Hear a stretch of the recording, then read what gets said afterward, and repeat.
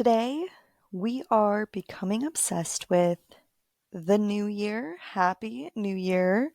Cheers to 2025.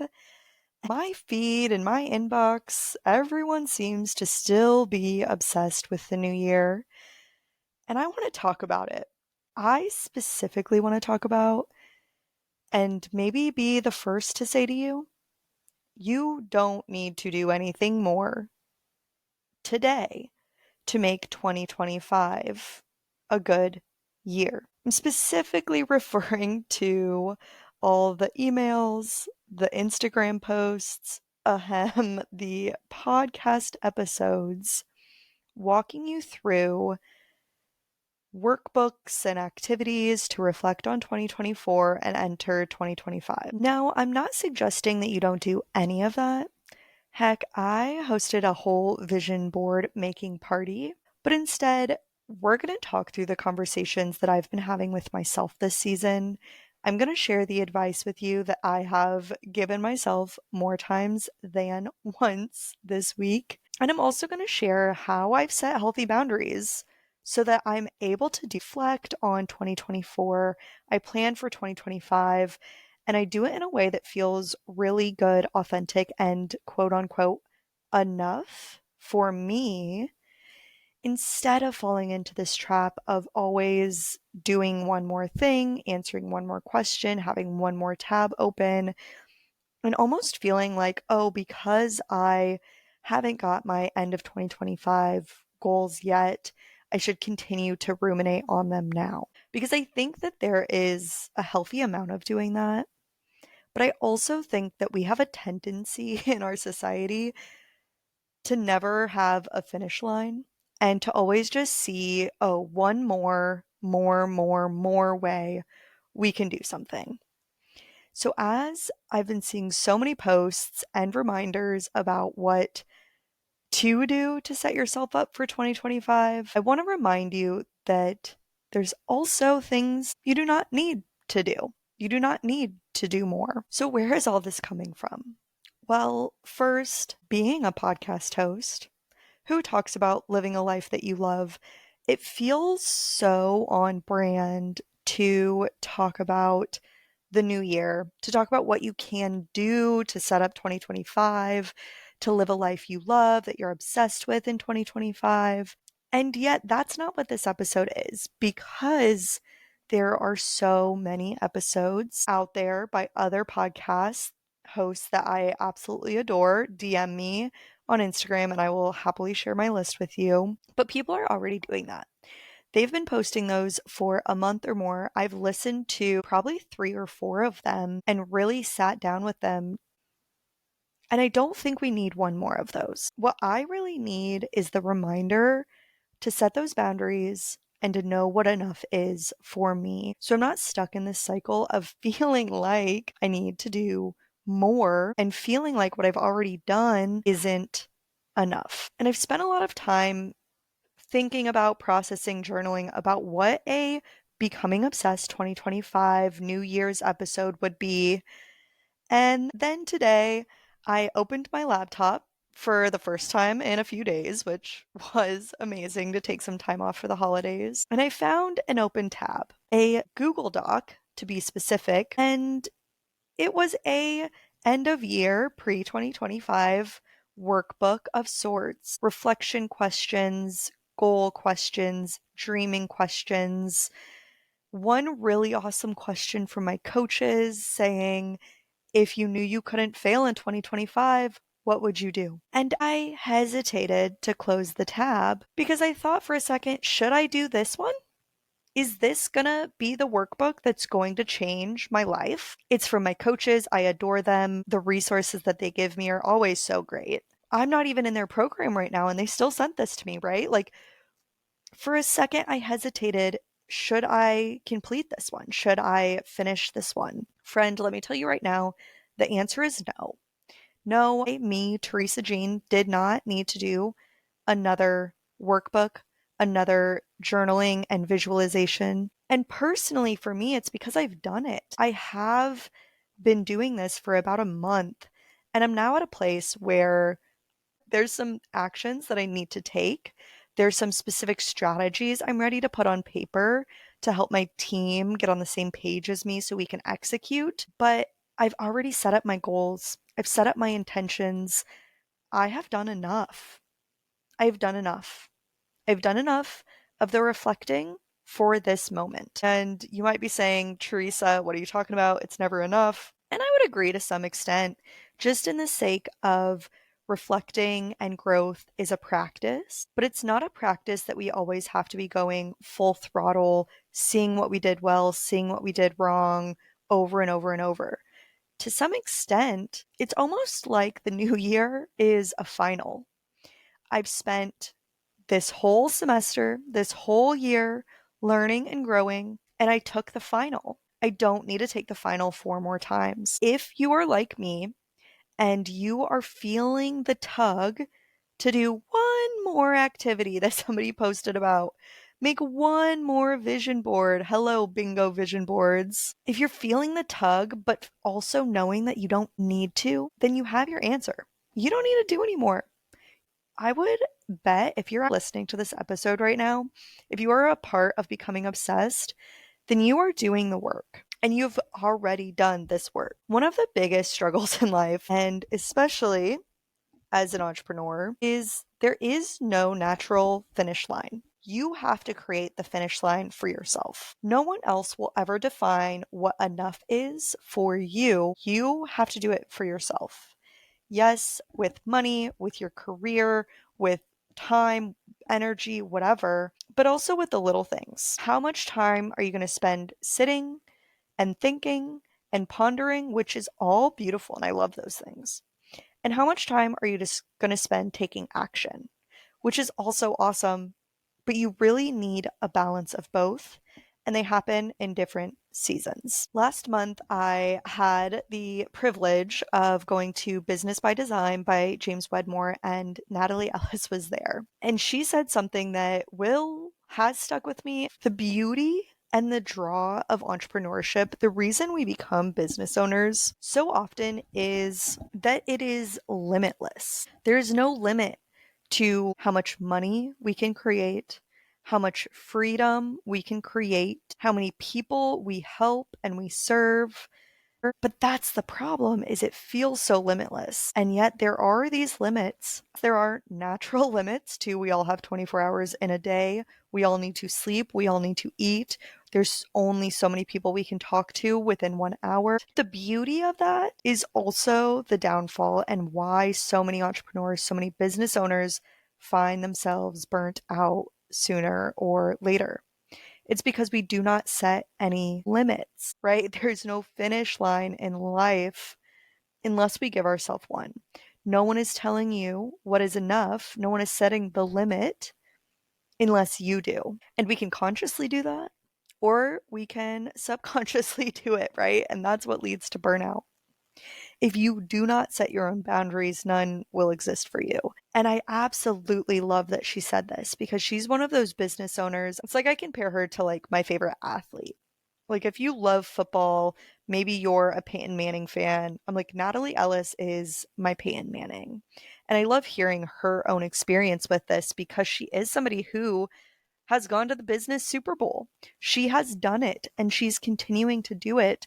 And so I just took this really big, really wide into your life doesn't have limits and entrepreneurship doesn't have limits, and you need to create those for yourself. And I have a feeling those aren't going to be these huge new ideas for you.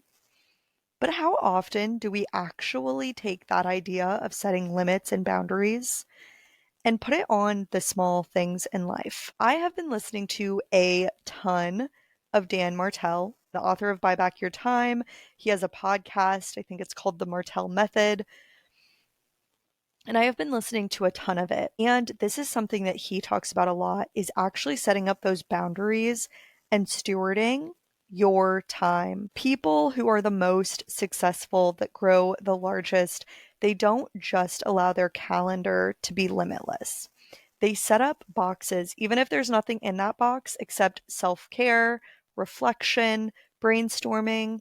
But they set up boxes, they block their calendar so that things cannot just spill in. I will share a few ways that I've done that this year. And this isn't just for New Year's. This is for any time that you are planning a launch, you are planning a vacation, you are reflecting on a quarter or a season of life. All of these things feel really intangible. And it can often feel like you do it one day and then the next day you forget that you've done it. And you're like, okay, I need to do that again. I need to go deeper. And so I want to share some ways that I've done that this year that have made me see how much I have done, allowed me to really trust in the work that I've done so far, and be able to say no and close the tab on doing more instead of doing other things, right?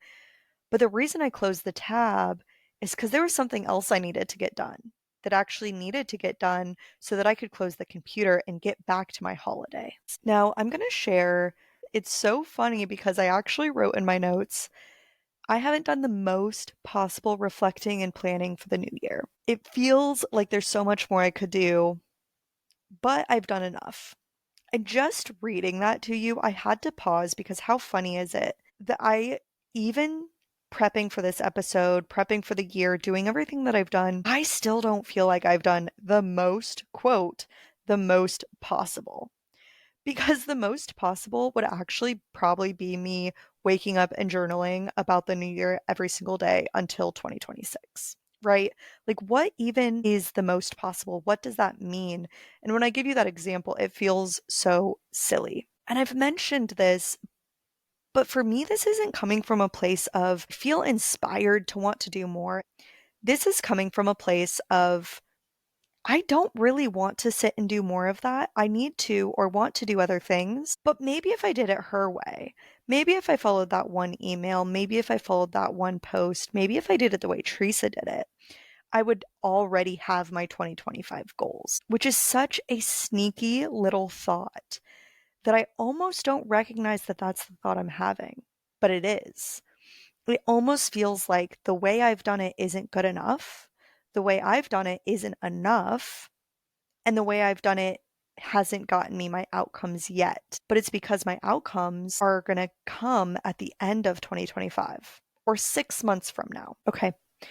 So let's get into what I have done this year. First, honestly, since November, I have been craving a reset, craving a safe, calm, focused moment to really review my year, process my growth, and I'll almost say step outside of the year. Almost put it in like step outside of the house and look at it from afar and create that space to just ponder what 2025 could be.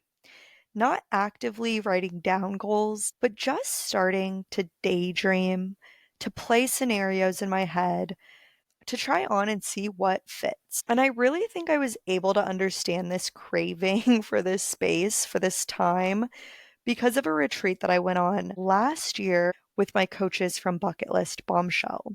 When I was in their coaching program in November 2023, we actually did an in person live retreat. And I had this sense of peace that I had not had in so long. I didn't even know it was something I was searching for. And I can tell you now, it came from actually having a moment where there was nothing else on my plate. How many of you can relate to that? When you are doing something and you are fully present and you are not considering doing anything else. I get a piece of that when I go on a walk or when I go on a hike, or I'm like, okay, well, I'm out here for 3 miles and all I can do is be out here for 3 miles. But it's almost like we turn that up a notch and say for 3 full days, I'm not working. I'm not at home. I don't need to clean. My meals are provided for me. I don't need to think about meeting my needs. I don't need to think about communicating. All I need to do and all I get to do is sit in this moment, ponder, dream, reflect, be fully present for 3 full days. And let me tell you right now, that experience rewired my brain. So, flash forward to summer 2024. And I saw an email come across for a business wellness retreat in Costa Rica for November. 2024. I said, immediately sign me up. It was the first time this specific retreat was being hosted. And I'll be honest with you, when I got to the retreat, it didn't necessarily give me what I thought it would. Turns out it really wasn't that chance to reset, to recharge, to let my brain wander. It was actually a lot more personal growth, hard work that I had just been doing for the whole year.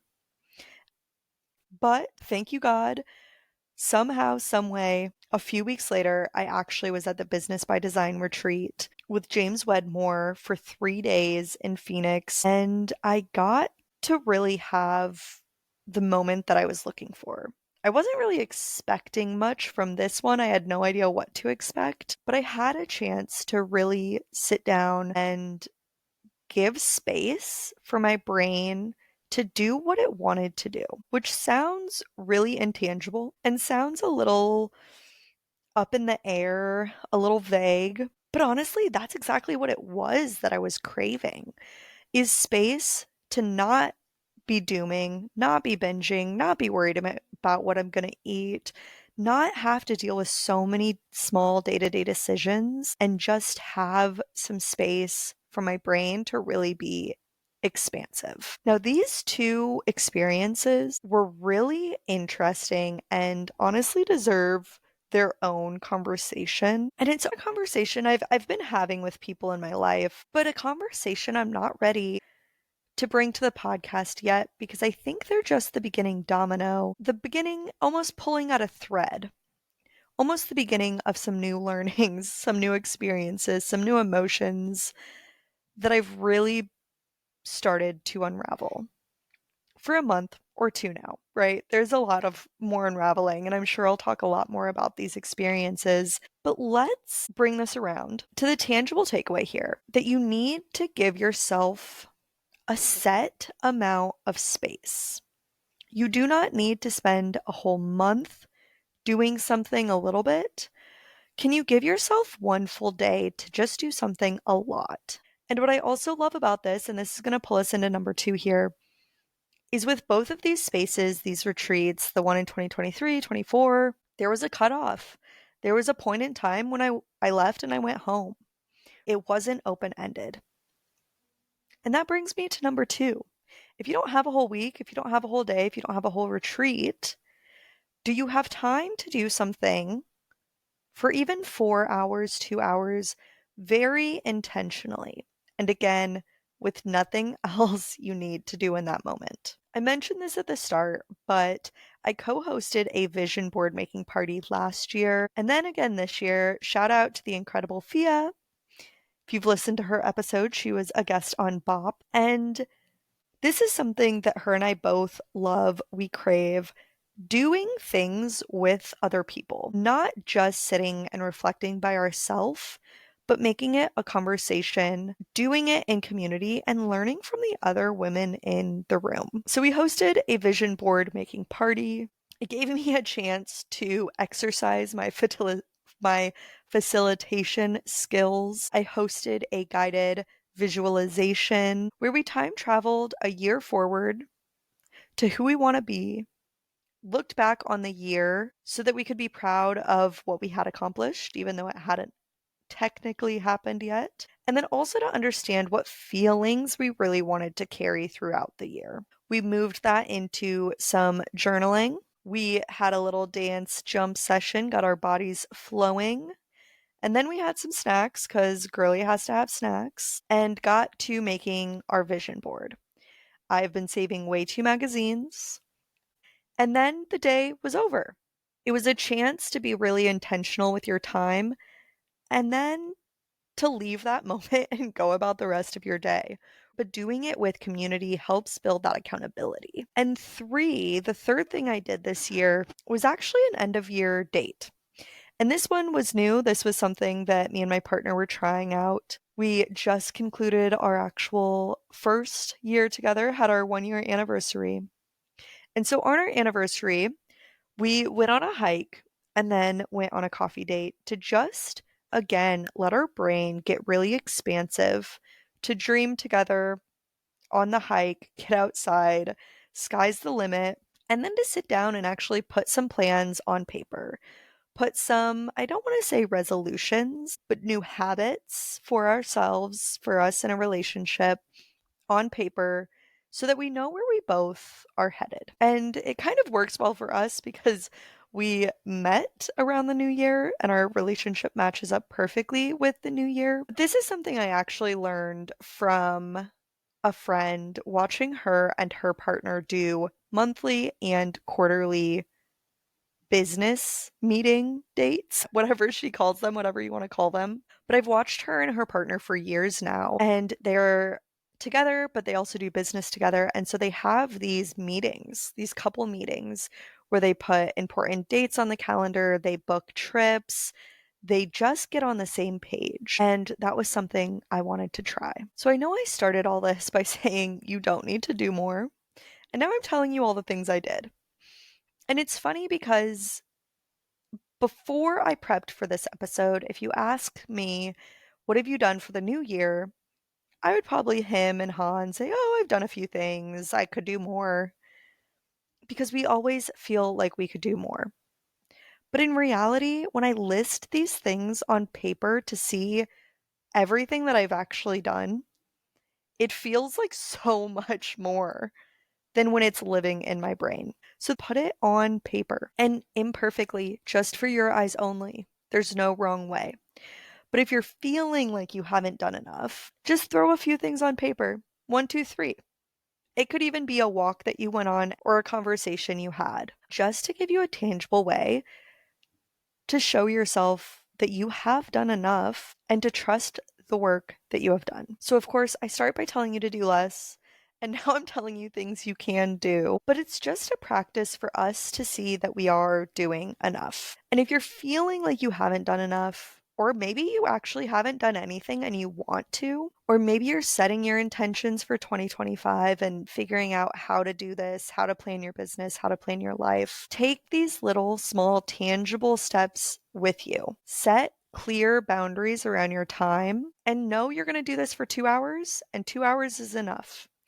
Or you want a whole weekend away, and then when that weekend's done, you can go on to the next step of growth, the next step of doing, the next step of rest. Get around other people, body double, hold each other accountable, have those conversations, and then just put it on paper. So if you're feeling like you haven't done enough, you haven't accomplished much, or you're feeling like maybe you're feeling like your year was a bust, first I want you to know that that is normal. Honestly, it is so common, so normal. Our brains operate in the now, in the moment. So if we're not experiencing every single one of our past experiences in the same moment, it's really easy for our brain to forget about them. At the vision boarding party, I mentioned this guided visualization and then some journal prompts.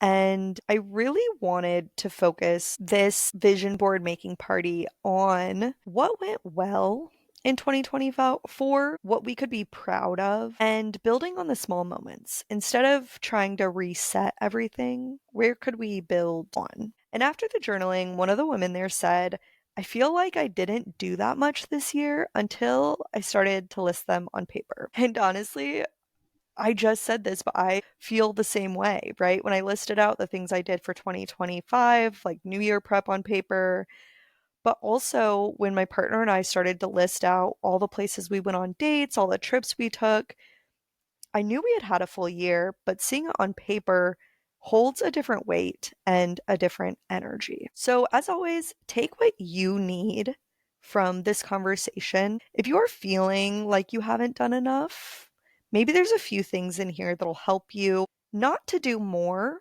but to acknowledge everything you have done. Take some pen and paper, yes, paper, and 5 minutes to list out moments you loved from this year, moments you're proud of. And if you've already done that, if you've already done all the things to reflect on 2024 and plan for 2025, you have your resolutions, you have your word of the year.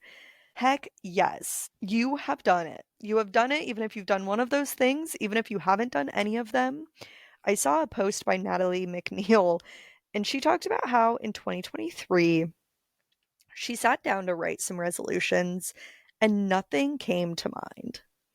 And that might be where some of you are as well, where it's like, I've been trying to do this stuff, but I don't really have any goals coming to mind. Well, Natalie said that what did come to mind after a bit of time was just the thought that her 2024 was going to be so big, so expansive, that she didn't even have the imagination for it yet. So if you're almost feeling like, I hate to say, a failure in your goal planning, maybe it's because you don't have the thoughts yet to even see where 2025 is going, which is kind of cool and kind of beautiful. And if you are like me and you're feeling that pull and that nudge that you should, quote unquote, do more, I'm here to give you permission and maybe just give yourself permission to stop, to rest, or to get to work. The work that we are doing, planning and dreaming, is long term work. There's no instant gratification to it. And because of that, at least for me, it makes it feel less productive, right? But we live in a society that ties our worth to productivity. And so when we don't feel like something is immediately productive, it doesn't necessarily feel like we've done enough or feel like worthy work. And honestly, you can say the same about my word for 2025, which is play. Well, one of my words. Now, with all that being said, I am really, really excited for 2025, specifically for becoming obsessed in 2025, and more specifically for Q1, because we have some huge things happening here. Our team is already boots on the ground, working away on some major changes for 2025. And I won't say changes, maybe we'll just call them additions. We are launching some new things and we are planning an IRL, yes, in person party for March. We are going to do a share-a-thon where you can join us to earn prizes. We're going to have a whole prize ladder for sharing. We're planning opportunities to come together. And what was my word of the year? Play, yes, throughout 2025, and a real life, in person chance to come together as the Bop community to play, to dream, to have a little bit of fun, to let your hair down or tie it up in a pony, play some games, and get obsessed. If you are still listening, thank you so much for being a part of the Becoming Obsessed community. I would absolutely be honored if you would rate this podcast or share it with your friends.